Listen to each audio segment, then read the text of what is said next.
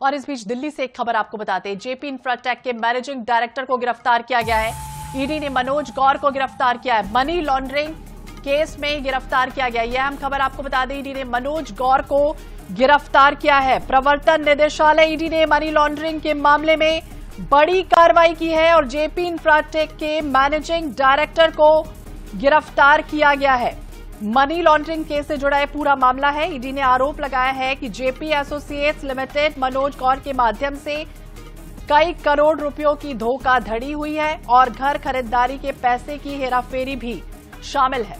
तो money laundering से जुड़ा ये पूरा मामला है। दिल्ली से यह अहम खबर इस वक्त सामने आई है जब ईडी ने मनोज गौर को गिरफ्तार किया है।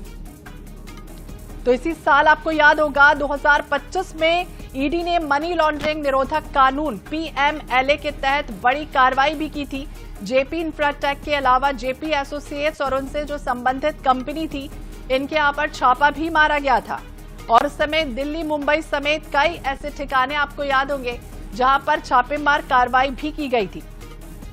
तो खरीदारों के पैसों की धोखाधड़ी से जुड़ा ये पूरा मामला है। तो इस वक्त की अहम खबर आपको बता दें, दिल्ली से सामने आई है जब मनी लॉन्ड्रिंग केस में गिरफ्तार किया गया है।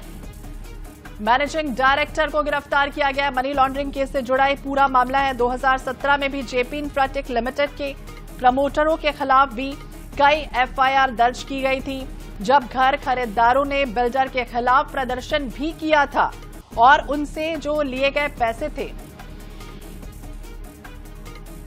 और इसी विषय पर ज्यादा जानकारी के लिए बातचीत करेंगे INS 24/7 हरिभूमि के प्रधान संपादक डॉक्टर हिमांशु द्विवेदी सर हमारे साथ जुड़ गए। सर, जिस तरह से हाल ही में ये जांच आगे बढ़ी थी, कई ठिकानों पर भी छापेमार कार्रवाई की गई थी और ये एक अहम खबर इस वक्त सामने आई है जब ईडी ने मनोज गौर को गिरफ्तार किया। ये अपने आप में बड़ी ही चौंकाने वाली खबर भी है, अफसोस वाली खबर भी है, दुर्भाग्यपूर्ण खबर भी है। इसलिए कि मध्य प्रदेश का अपना औद्योगिक समूह, जिसने एक समय पर राष्ट्रीय स्तर पर बहुत बड़ी पहचान बनाई थी, वो इतने बुरे दौर से गुजर रहा है। इसकी शुरुआत जो होती है वो जयप्रकाश एसोसिएट्स के रूप में हम जानते हैं। जेपी सीमेंट एक समय देश का बड़ा नामचीन सीमेंट उत्पादक था। जयप्रकाश गौर इसके संस्थापक थे। ये पूरी कहानी फर्श से अर्श पर और अर्श से फर्श पर जाने की है। जयप्रकाश गौर अपने जीते जी अपने ही समूह के इस प्रकार के पराभव को देखेंगे, ऐसी कल्पना नहीं की जा सकती थी।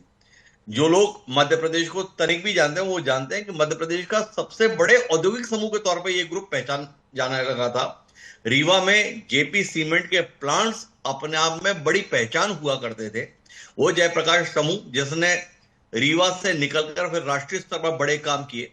ये जो हम यमुना एक्सप्रेस वे देखते हैं, सबसे मतलब आधुनिक किस्म का हाईवे था। अगर पूना मुंबई के बाद की बात करें तो वो भी इसी जयप्रकाश ग्रुप के द्वारा बनाया गया था।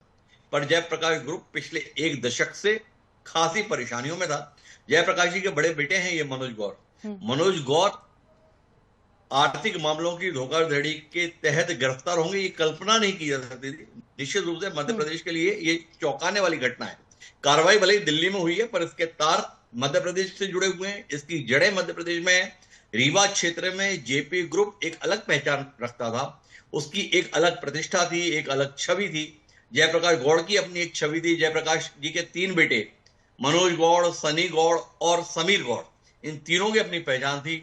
एक सामूहिक रूप से परिवार को लेकर कैसे आगे बढ़ा जाता है, इसके संदर्भ में एक ग्रुप पहचाना जाता था। लेकिन शायद वक्त के साथ अपनी गति बहुत तेज कर देने का नतीजा इस रूप में देखने को मिला है। जेपी एसोसिएट्स लगभग दिवालिया होने के कगार पर है। अभी हाल ही में हमने देखा था कि इसकी संपत्तियों को जो है उसमें रिसीवर बैठा था और उसके अंतर्गत कई कंपनियों ने बोली लगाई थी। अभी जो बातचीत चल रही है उसके अंतर्गत वेदांता समूह और अडानी समूह, ये 2 सबसे प्रबल दावेदार हैं जेपी ग्रुप को टेक ओवर करने के संदर्भ में। उसकी पूरी कार्रवाई चल रही है। पर इन सबके बीच में मनोज गौड़ का गिरफ्तार होना अपने आप में एक बड़ा आघात है जयप्रकाश परिवार के लिए। जयप्रकाश जी की उम्र इस समय तकरीबन 94 या 95 साल है और अपने ही समूह को इस प्रकार से धराशायी होते हुए और अपने परिवार को ऐसे बिखरते हुए देखने के लिए वो विवश हो रहे हैं। निश्चित रूप से ये बड़ा दुर्भाग्यपूर्ण घटनाक्रम है। दुर्भाग्यपूर्ण घटना घटित हुई है। सर, ये भी आपसे समझना चाहेंगे कि अब आगे क्या होगा, और दूसरी तरफ लोगों का जो विश्वास था वो इतने बड़े दशक से नामी गिरामी लोगों के साथ वो जुड़े हुए थे, तो कहीं ना कहीं विश्वासघात या विश्वास को भी तोड़ने वाली ये घटना है। देखिए, निश्चित रूप से आगे क्या होगा तो मतलब ईडी की गिरफ्तारी अपने आप में एक बड़ा कठिन दौर होता है किसी भी व्यक्ति के लिए या परिवार के लिए या समूह के लिए, क्योंकि इसमें जमानत मिलना ना आसान नहीं होता है। मामला लंबे समय से चल रहा था, और अगर आज मनोज गौड़ को गिरफ्तार किया गया है तो एजेंसियों को कुछ ना कुछ ऐसे ठोस सबूत मिले होंगे जिसमें ये गिरफ्तारी जरूरी लगी होगी, तो इसलिए वो गिरफ्तार किया गया। जहां तक विश्वासघात की बात है या धोखे के संदर्भ में बात है, तो इस रूप में इसे देखा जाना चाहिए कि लोगों ने जेपी समूह पर भरोसा किया था। जेपी समूह ने जेपी इंफ्रास्ट्रक्चर के माध्यम से नोएडा इलाके में कई बड़े प्रोजेक्ट्स हाथ में लिए थे। 5000 एकड़ से ज्यादा जमीन पर रिहायशी कमर्शियल किस्म के प्रोजेक्ट वह करने जा रही थी। उसमें लोगों ने निवेश किया था, वो प्रोजेक्ट समय पर पूरे नहीं हुए, इसके कारण से बड़ी दिक्कत रही। बाद में सरकारी दखल के बाद में कुछ सरकारी एजेंसियां उस प्रोजेक्ट को पूरा करने के लिए आई, तो इसलिए वो कहीं ना कहीं नाराजगी तो जेपी समूह के साथ में थी ही। पर जो समझने की बात है कि हमारे यहाँ एक कहावत थी कि उतने पैर पसारिए जितनी चादर होए। जेपी समूह को जयप्रकाश गौड़ बड़े शने शने एक स्वरूप दिए थे। उन्होंने बहुत तेज रफ्तार नहीं रखी थी, एक ठीक ठाक संतुलित तरीके से उन्होंने काम शुरू किया। कॉन्ट्रैक्ट के क्षेत्र में उनका बड़ा नाम था। तमाम बड़े बांध जो हैं वो जेपी समूह ने बनाए थे, कई सड़कें जेपी समूह ने बनाई थी, और उसके साथ साथ उन्होंने सीमेंट डिवीजन स्थापित की। जेपी सीमेंट बहुत प्रतिष्ठित नाम रहा।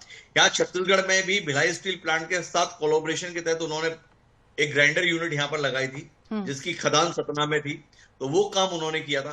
फिर होटल के क्षेत्र में आए तो जेपी होटल्स, आगरा में ताजमहल देखने के बाद श्वेता जी जो दूसरी देखने लायक जगह होती थी वो जेपी होटल होता था। इतना सुंदर होटल जयप्रकाश जी के द्वारा तैयार किया गया था। मसूरी में कई दशक तक रहने के लिए सबसे बेहतर जगह जेपी होटल हुआ करती थी। दिल्ली में भी जेपी वसंत कॉन्टिनेंटल, जेपी सिद्धार्थ, ये दो बड़े 5 स्टार होटल जेपी समूह की पहचान रहे। तो इस समूह ने इसके अलावा हाइड्रो पावर के क्षेत्र में बड़ा काम किया, थर्मल पावर में बड़ा काम किया। सीधी में बहुत बड़ा थर्मल पावर प्लांट जेपी समूह ने लगाकर दिखाया। जेपी समूह ने उत्तराखंड में विष्णुप्रयाग में बड़ा सुंदर ये हाइड्रो प्रोजेक्ट कंप्लीट करके दिखाया।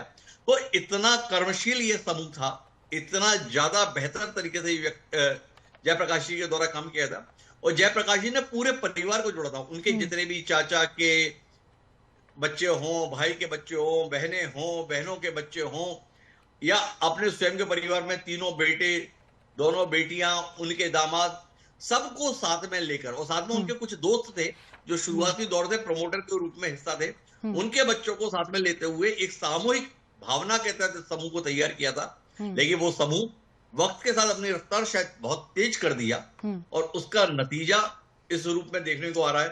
सारी संपत्तियां नीलाम हो रही हैं, प्रतिष्ठा धूल में मिल जा रही है, और अब तो सबसे बड़ा आघात है कि उनके सबसे बड़े बेटे मनोज गौड़ को जो है गिरफ्तार किया गया है।